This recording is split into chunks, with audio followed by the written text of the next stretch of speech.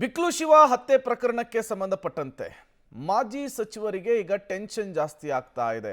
ಬಂಧನದ ಭೀತಿ ಕಾಡ್ತಾ ಇದೆ. ಹೌದು, ಬಿಕ್ಲು ಶಿವ ಕೊಲೆ ಕೇಸ್ನಲ್ಲಿ ಭೈರತಿ ಬಸವರಾಜ್ಗೆ ಸಂಕಷ್ಟ.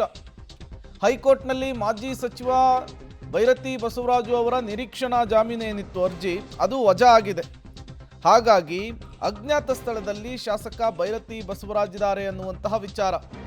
ಬಂಧನದ ಭೀತಿಯಿಂದ ತಲೆಮರೆಸಿಕೊಂಡ್ರ ಬಿಜೆಪಿಯ ಶಾಸಕ ಅನ್ನೋದು ಈಗಿರುವಂತಹ ಪ್ರಶ್ನೆ. ರೌಡಿ ಶೀಟರ್ ಬಿಕ್ಲು ಶಿವ ಹತ್ಯೆಯ ವಿಚಾರಕ್ಕೆ ಸಂಬಂಧಪಟ್ಟಂತೆ ಇಲ್ಲಿಯವರೆಗೂ ಹಲವರನ್ನು ಅರೆಸ್ಟ್ ಮಾಡಿ ವಿಚಾರಣೆಗೊಳಪಡಿಸುವಂತಹ ಕೆಲಸ ಆಗಿತ್ತು.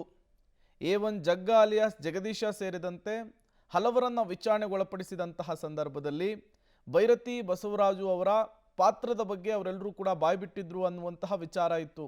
ಜೊತೆಗೆ ಈ ಪ್ರಕರಣದಲ್ಲಿ ರೌಡಿ ಶೀಟರ್ ಬಿಕ್ಲು ಶಿವ ಹತ್ಯೆ ಪ್ರಕರಣದಲ್ಲಿ ಸಂಬಂಧಪಟ್ಟಂತೆ ಭೈರತಿ ಬಸವರಾಜ್ ಅವರು ಕೂಡ ಪ್ರಮುಖ ಆರೋಪಿಯಾಗಿದ್ದರು. 2 ಕೋರ್ಟುಗಳ ಮೊರೆ ಹೋಗಿದ್ರು ಭೈರತಿ ಬಸವರಾಜ್ ಅವರು ಜಾಮೀನಿಗೋಸ್ಕರ. ಬಟ್ ಅವರ ಅರ್ಜಿ ಯಾವಾಗ ವಜಾ ಆಯಿತೋ ಅವರನ್ನು ಯಾವ ಕ್ಷಣದಲ್ಲಿ ಬೇಕಾದರೂ ಕೂಡ ಪೊಲೀಸರು ಅರೆಸ್ಟ್ ಮಾಡಬಹುದು, ವಿಚಾರಣೆಗೆ ಒಳಪಡಿಸಬಹುದು. ಆ ಕಾರಣಕ್ಕಾಗಿ ಬಿಜೆಪಿ ಶಾಸಕ ಈಗ ತಲೆಮರೆಸಿಕೊಂಡಿದ್ದಾರಂತೆ. ಭೈರತಿ ಅವರ ನಿವಾಸದಲ್ಲೂ ಕೂಡ ಇಲ್ಲ ಅವರು. ಶಾಸಕ ಭೈರತಿ ಬಸವರಾಜ್ ಮುಂದಿನ ನಡೆಯೇ ಈಗ ನಿಗೂಢವಾಗಿರುವಂಥದ್ದು. ಯಾವುದೇ ಕ್ಷಣದಲ್ಲೂ ಕೂಡ ಭೈರತಿ ಬಸವರಾಜ್ ಅವರನ್ನು ಅರೆಸ್ಟ್ ಮಾಡುವಂತಹ ಸಾಧ್ಯತೆ ಇದೆ.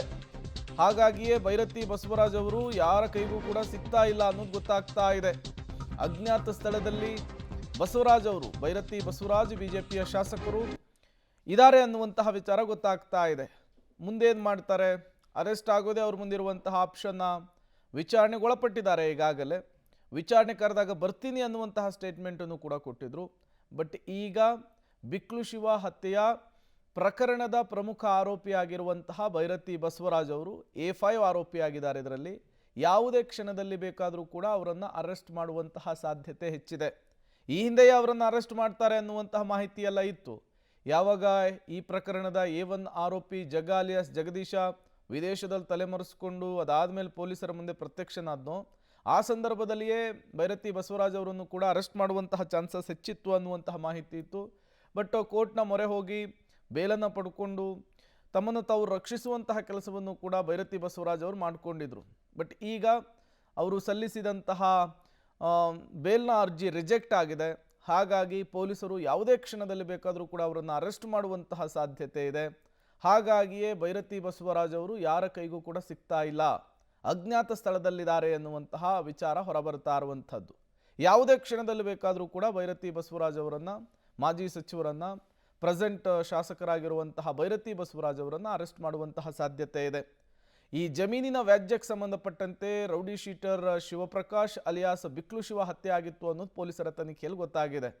ಬಟ್ ಭೈರತಿ ಬಸವರಾಜ್ ಅವರ ಪಾತ್ರದ ಬಗ್ಗೆಯೂ ಕೂಡ ಪೊಲೀಸರು ಈಗಾಗಲೇ ಮಾಹಿತಿಯನ್ನು ಕಲೆ ಹಾಕಿದ್ದಾರೆ. A1 ಜಗ್ಗ ಅಲಿಯಾಸ್ ಜಗದೀಶನ ಜೊತೆಗಿದ್ದಂತಹ ಫೋಟೋಗಳು, ಕುಂಭಮೇಳಕ್ಕೆ ಹೋದಂತಹ ಫೋಟೋಗಳೆಲ್ಲ ಈ ಕೊಲೆ ಪ್ರಕರಣ ಆದಂತಹ ಸಂದರ್ಭದಲ್ಲಿ ಸೋಷಿಯಲ್ ಮೀಡಿಯಾದಲ್ಲಿ ಸಿಕ್ಕಾಪಟ್ಟೆ ವೈರಲ್ ಆಗಿದ್ವು.